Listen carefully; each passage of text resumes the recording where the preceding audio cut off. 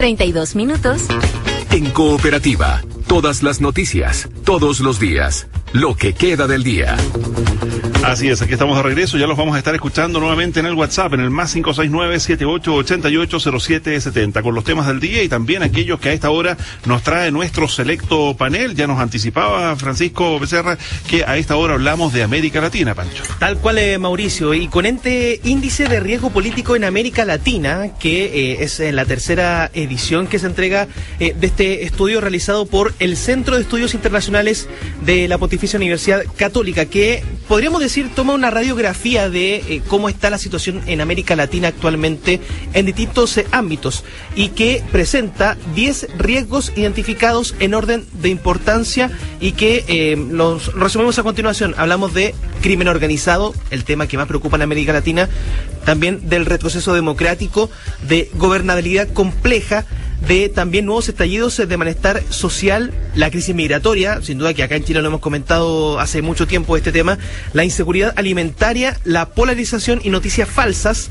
la pérdida de competitividad, el aumento de ataques cibernéticos y también el debilitamiento de la integración regional. Esos son los 10 riesgos principales que aborda este estudio de la Universidad Católica en América Latina, partiendo sin duda por el crimen organizado. Un tema, Paula, Mauricio, querido panel, que queremos profundizar a continuación. Ya está en línea el director del Centro de Estudios Internacionales de la Universidad Católica, también editor precisamente de este estudio, Jorge Sad, quien está al teléfono de Cooperativa a esta hora. Jorge, ¿cómo está? Muy buenas tardes. Muy buenas tardes, gracias por la invitación. Y no puedo, Francisco, sino felicitar a Mauricio por la licenciatura de su hija. Lo vimos hoy día en la mañana, así que felicitaciones a Mauricio. Abogado, pero profesor, muchas gracias primero, pero dejemos eso en el plano personal. Muy amable. Sí. Aprovechando ahí están las felicitaciones, profesor. Bueno, quería partir en torno a estos 10 riesgos que se abordan en este estudio, dados a conocer durante esta semana. ¿En base a qué factores se llega a la conclusión principal de que el crimen organizado, es el tema que más preocupa en América Latina? Como bien mencionaste en la introducción, Francisco, esta es la tercera edición de un índice que hace una consulta abierta a más de 1.000 personas de América Latina y un panel de expertos conformado por ex autoridades, cancilleres, think tanks, expertos y académicos. Y lo que sorprende es que este año el crimen organizado se ubica en primer lugar. Los años anteriores lo habíamos medido como riesgo político en cuanto a economías ilícitas y corrupción. Y eso habla de que el crimen organizado ya no se concentra, como era tradicionalmente en México, Colombia y América Central, sino que se ha ido expandiendo en América Latina y que la sensación de inseguridad, por lo tanto, es más generalizada en la región. Ese es como el primer riesgo político para este 2023.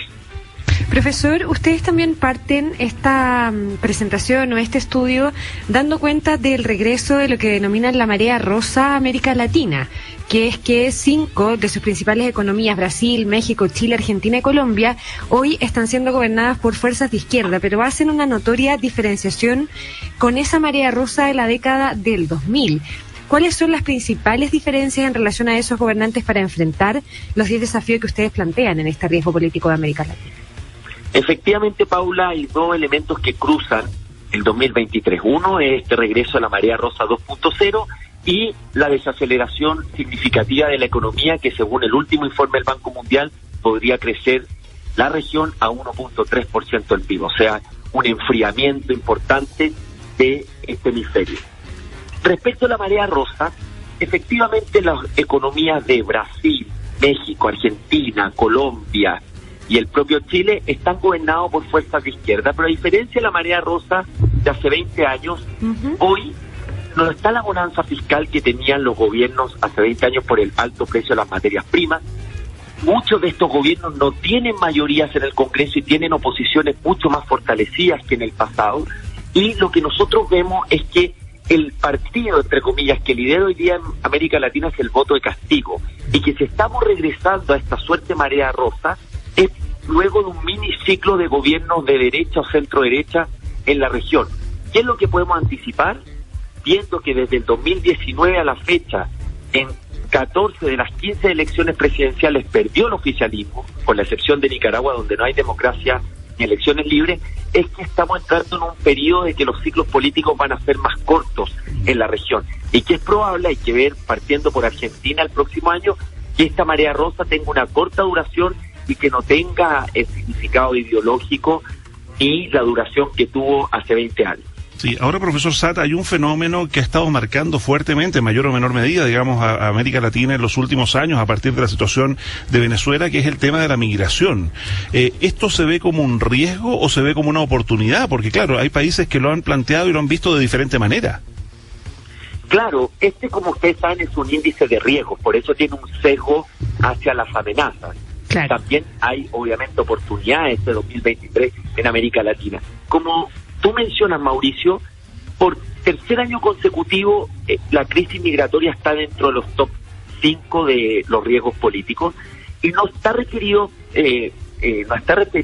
principalmente a lo que son la migración en cuanto a oportunidades. Este es un continente de migrantes, lo sabemos bien en Chile, en muchos otros lados, sino más bien a toda esta ola migratoria acelerada, muchas veces descontrolada, muy asociada al fenómeno de Venezuela. Pensemos que hoy día tenemos 6 millones de venezolanos fuera del país, un total de 7 millones.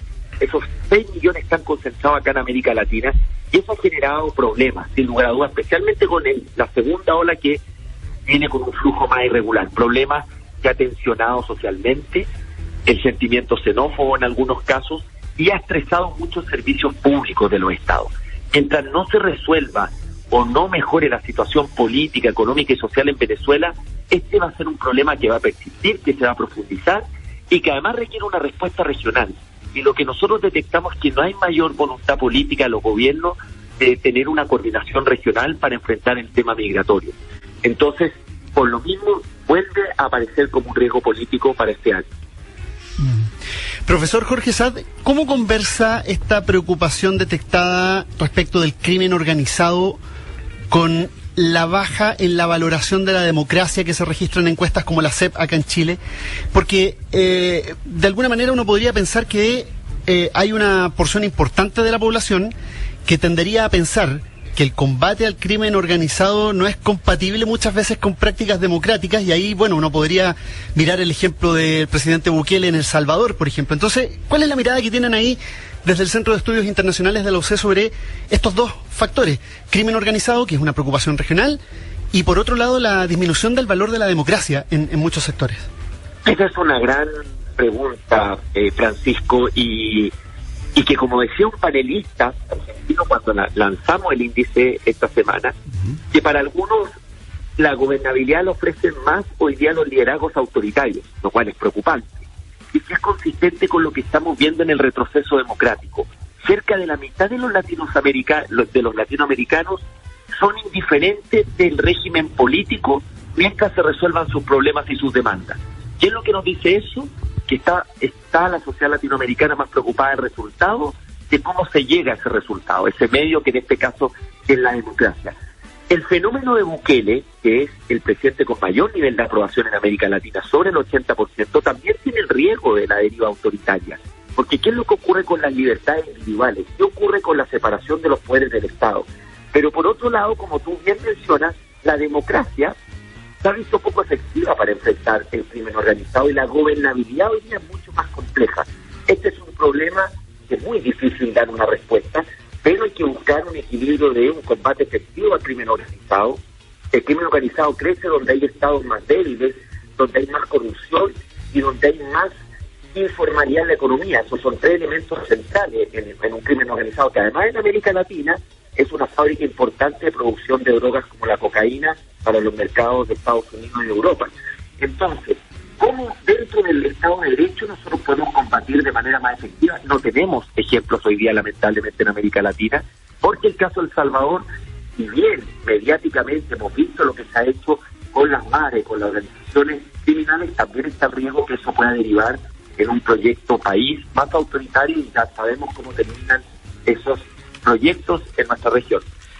Profesor, se nos acaba el tiempo, pero también uno de los puntos que aborda el estudio de riesgo en América Latina tiene que ver con la gobernabilidad compleja, y este es el punto 3, querido panel, donde también se aborda de que la luna de miel de los gobiernos en América Latina ya es cuestión del pasado. Se plantea en el informe que si el primer año solía ser de mayor apoyo ciudadano para los mandatarios, hoy la sociedad cambia. ¿En base a qué factores podría haber cambiado la sociedad para que esta luna de miel que antiguamente se daba y se plantea, ahora ya no corre?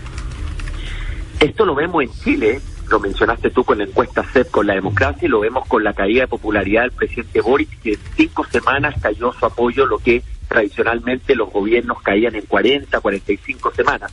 Y esto es un fenómeno más extendido. Y está relacionado primero por una situación que está ocurriendo en América Latina, que es el estancamiento económico desde el 2014 a la fecha. Si se mantienen las proyecciones, en la década 2014-2023, América Latina se encamina a una nueva década perdida como fue en los 80, creciendo menos de 1% del PIB. Ese estancamiento genera mayor frustración, expectativa de una sociedad latinoamericana que tuvo un importante progreso en la década del 2000. Y a eso le suman que las expectativas de la sociedad son cada vez más crecientes, más sofisticadas y que se aceleran con el fenómeno de las redes sociales. Todo ese conjunto, si le añadimos además la fragmentación política, no solamente como lo vemos en Perú, mayor fragmentación política en Colombia, en Brasil, en el propio Chile, hace muy difícil hoy día gobernar.